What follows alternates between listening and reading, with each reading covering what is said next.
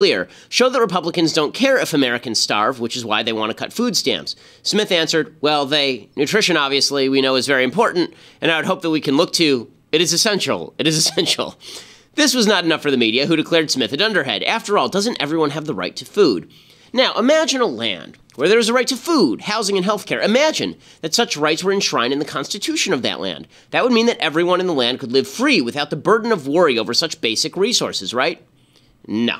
The South African Constitution guarantees a right to all of these commodities. In fact, the Constitution even creates a legal duty for the government to help secure such commodities. Yet there are some 11 million food-insecure people in the country, including 1.5 million children with chronic malnutrition and growth stunting. Life expectancy in South Africa is 57 years. There are currently 12 million people in the country without adequate housing. The population of South Africa is about 55 million people.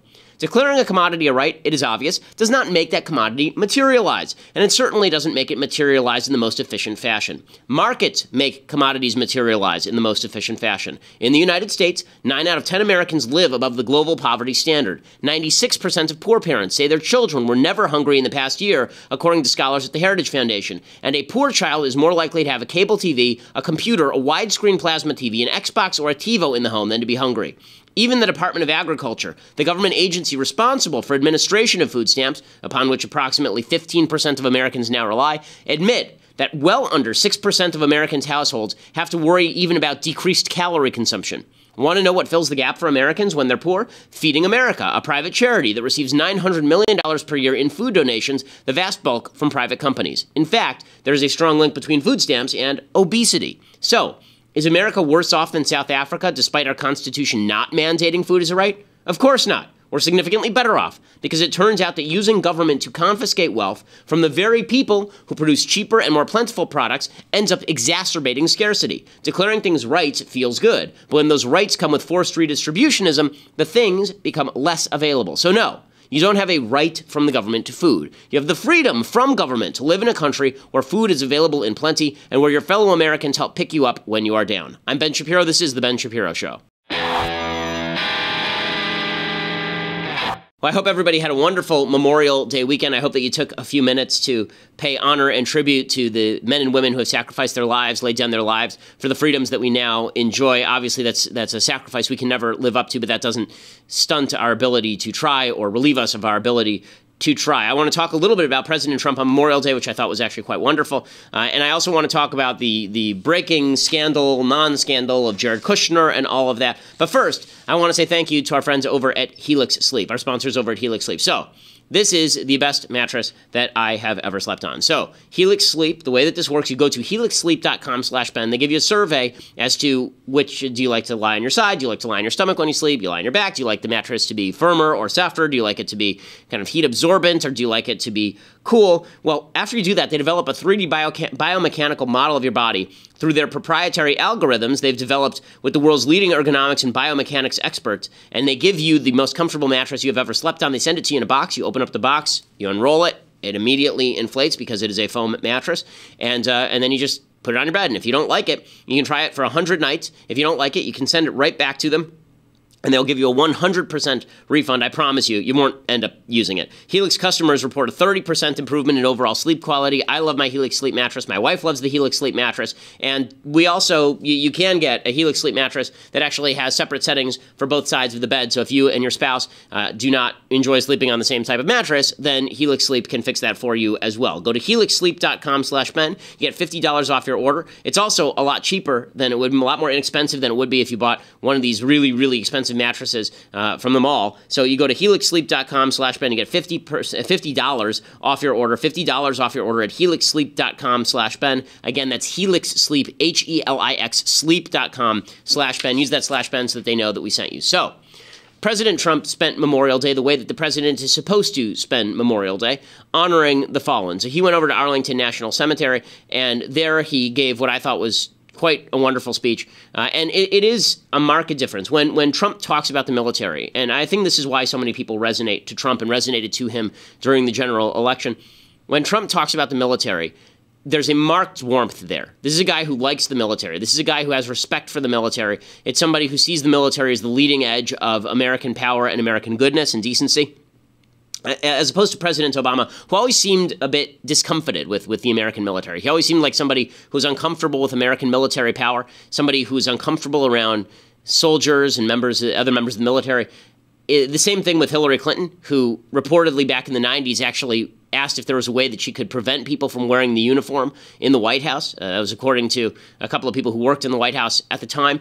Trump obviously has a lot of warmth toward the military, and that showed on Memorial Day, which is quite wonderful. Here was President Trump speaking yesterday about the sacrifice made by the fallen. Let us also pledge to tell the stories of Robert, Chris, Andrew, and all of America's fallen warriors today and for the next 1,000 years. And he spoke, I thought, in really glowing terms about the military. It was really quite wonderful. He also marked his first Memorial Day as Commander-in-Chief by heading through the throngs of motorcycles participating in Rolling Thunder. The Secretary of State, Rex Tillerson, also was part of Rolling Thunder. And he delivered a tribute. He called service members angels sent to us by God. He said, to every Gold Star family, God is with you and your loved ones are with him. They died in war so that we could live in peace. Every time you see the sun rise over this blessed land, please know that your brave sons and daughters pushed away the night and delivered for us, for all of us, that great and glorious dawn. Pretty good stuff. And again, this is one of the reasons, I think, why President Trump is, I think this is why President Trump is there's a certain gut-level Americanism that people resonate to in Trump. There are things about America that I think Trump doesn't understand, but I think he does understand gut-level patriotism.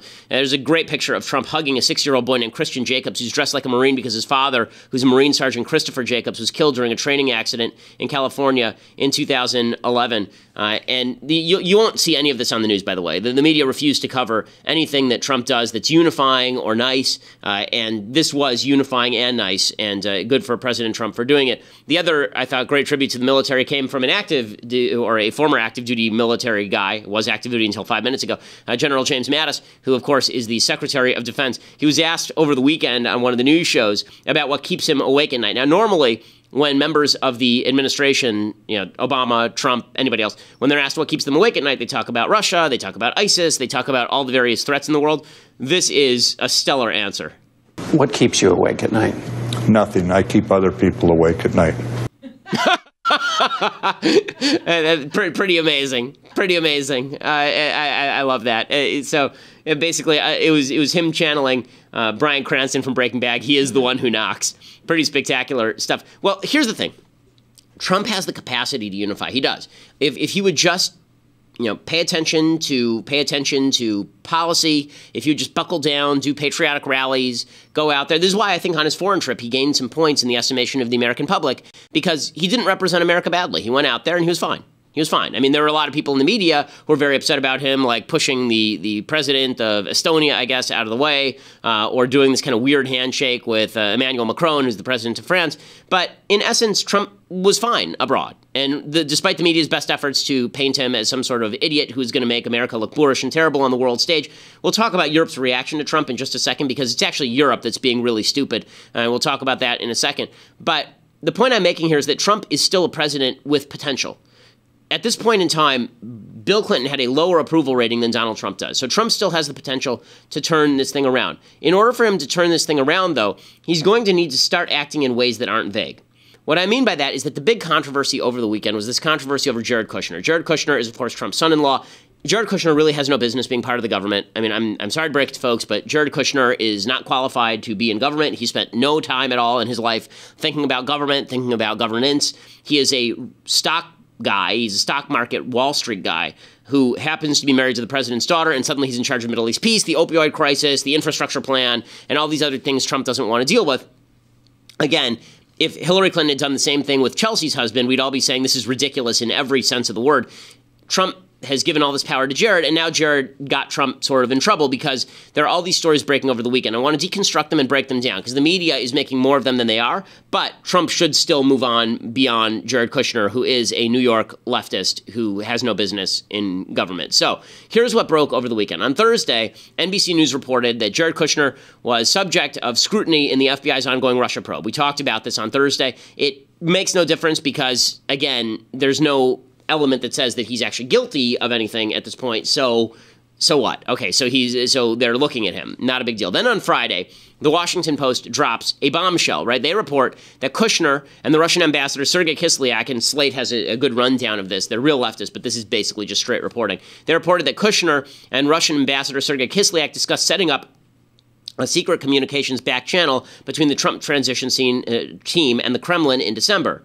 In March, the White House said the two had met, but the Post sources say the FBI took an interest in what was discussed. And then, apparently, right after that, Kushner had a meeting with the head of a Russian Putin-run bank, basically, right about the same time. The detail in the Washington Post report that's damning is not that they were setting up back channels. Lots of presidents set up back channels with other countries for negotiation purposes because they don't want every negotiation to be out in the open. It's important you be able to pick up the phone and have talks with people. One of the more nefarious ones that should have drawn more scrutiny was in 2008, Barack Obama set up a back channel with the Iranian government, which really should have drawn scrutiny, should have prevented him from being elected if we didn't have our heads up our butts. But, but back channels are certainly common in American politics. The problem with this back channel is that according to the Washington Post, and this is under dispute now, Fox News said that it didn't really go down this way. The New York Times said it couldn't confirm. The Washington Post sticks by its reporting. The White House has not denied this. Kushner apparently asked the Russian ambassador Kislyak if the back channel could involve him walking over to the Russian embassy and speaking in person to Kislyak and using basically methods of communication from the Russian embassy back to Vladimir Putin. Now, that is actually suspicious. So if that's true, that's a problem. Why would you want to set up what is basically what they call a SCIF, which is a secure compartmentalized area where intelligence can't get in? Why would you do that from the Russian embassy? Why would you want it so that the Russian KGB, the FSB, why wouldn't you want why would you want it so that the FSB could monitor your communications, but the NSA could not? That is suspicious, and that's a problem. But again, that has not been confirmed, and there's suspicion that maybe the Russians are leaking that out there just to make trouble. So we don't have confirmation on that. It is notable the White House has not formally denied that yet. And then, on Saturday, Reuters reported Kushner had made undisclosed contacts with Kislyak between April and November of last year. Its sources said that two discussed terrorism and economic relations between the U.S. and Russia. On Sunday, the New York Times reported that Kushner was among the voices pushing Trump to fire James Comey. And Monday, the New York Times reported that Kushner met in December with Putin associate Sergei Gorkov, who was the head of that Russian bank I was talking about, subject to U.S. sanctions in the interest of establishing a back channel with the Kremlin. That's a weird report also because Gorkov is not a political actor. He's actually just a financial actor, so that's a very weird way of setting up a back channel. So it's the way the back channel was set up that's a little bit suspicious, and the fact that they didn't report any of these contacts in the first place, which they could have done in confidential classified settings. Now, the answer to this is basically one of two things. One is they were setting up some sort of back channel because they don't trust American intelligence not to leak. That's quasi-fair, considering that American intelligence has been unbelievably leaky ever since Trump took office. It's also a little bit suspicious, again, because the people in intelligence, whatever else you say about them, David French makes this point, at least they take an oath to protect and defend the Constitution. You can't say the same about the FSB. And if you're talking about people with nefarious beliefs and nefarious intent, I'd go FSB before CIA. But defense number one is that. Defense number two is just ignorance, that Jared didn't know what he was doing. He wanted to set up a secure back channel where he couldn't be monitored, and so he walked into the Russian embassy and wanted something done there. And he proposed this kind of off the top of his head because he's a dum-dum.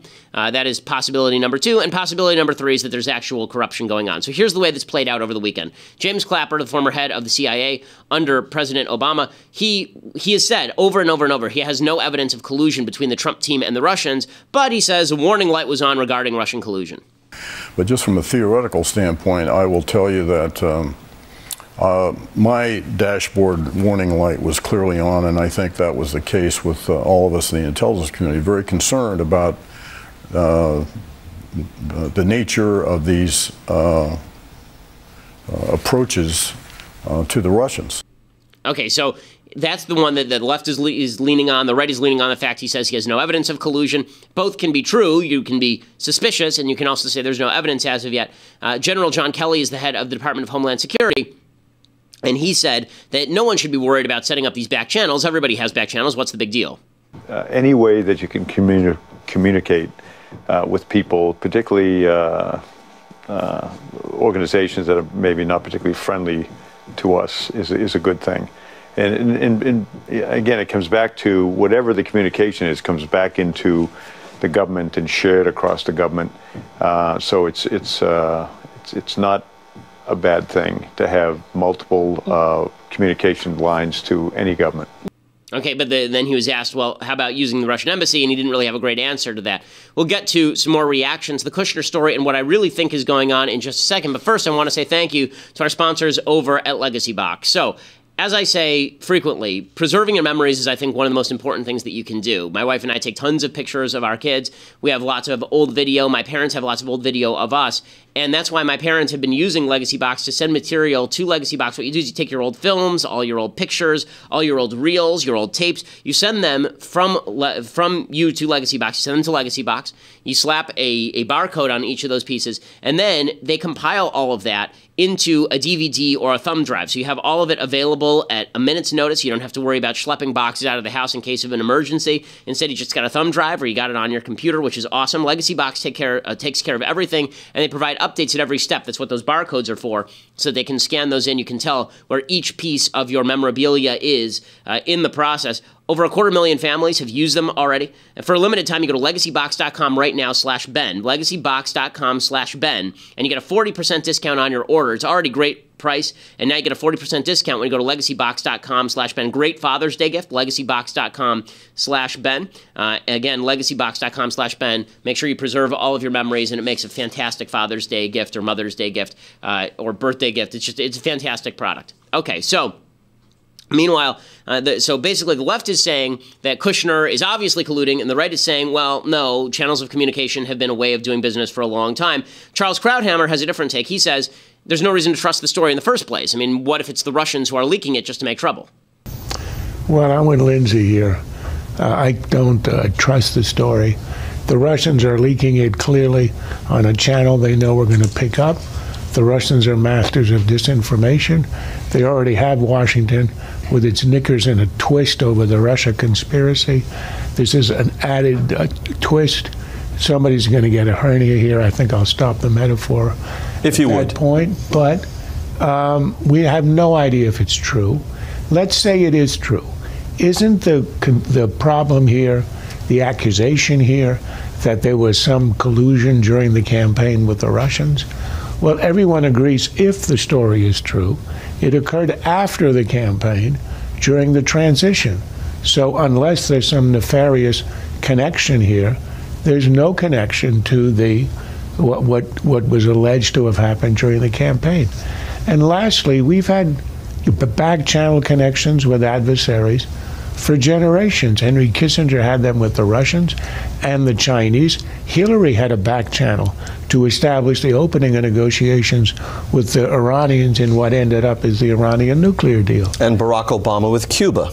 It's absolutely, and the negotiations with Canada occurred in Canada in secret, our negotiations with the Cubans. This happens all the time. I don't quite understand where's the crime, other than it's another piece that has Russia in the headline, Trump people in the headline, and thus it's supposed to be scandalous. Show me. Okay, and I agree with Krauthammer. I don't see what's scandalous about the story. It's not really standing up to scrutiny over time. However, I do want to talk about why it is that Americans are drawing such divergent conclusions from the behavior of the Trump administration and how Trump can help cure that. Some of this is the media, and the media are never going to let go of it. But I want to talk about what Trump can do to get past this, because it will dog him regardless of who you blame. It's going to continue to dog him until we come to some sort of realistic conclusion on all of this. So in order for you to hear about that, though, you're going to have to go to dailywire.com right now and become a subscriber. So for $8 a month, you can go over to dailywire.com and you become a subscriber. If you're already a normal subscriber, you get an annual subscription, then not only will you still have access to the rest of the live show and be part of the mailbag and be part of Andrew Klavan's mailbag, see the rest of his live show. We're going to be adding new material in the coming months that's going to be really stellar. But if you become an annual subscriber right now, you get a free signed copy of a book I wrote with my dad, Say It So, Papa, Dad, Me, and the 2005 Chicago White Sox championship season. Brand new book from me and my dad, all about fathers and sons and baseball. My dad and I are both huge baseball fans. Perfect Father's Day gift for your dad. Annual subscription at Daily Wire, and you get a free signed copy. I will sign it for you, and I can promise you it's a really fun book. It's a great book, and again, even if you don't love baseball, I think that the father-son stuff in there is really, it's actually kind of moving. So you should pick up a copy, but you can only do that as an annual subscriber over at dailywire.com. We are the largest conservative podcast in the nation.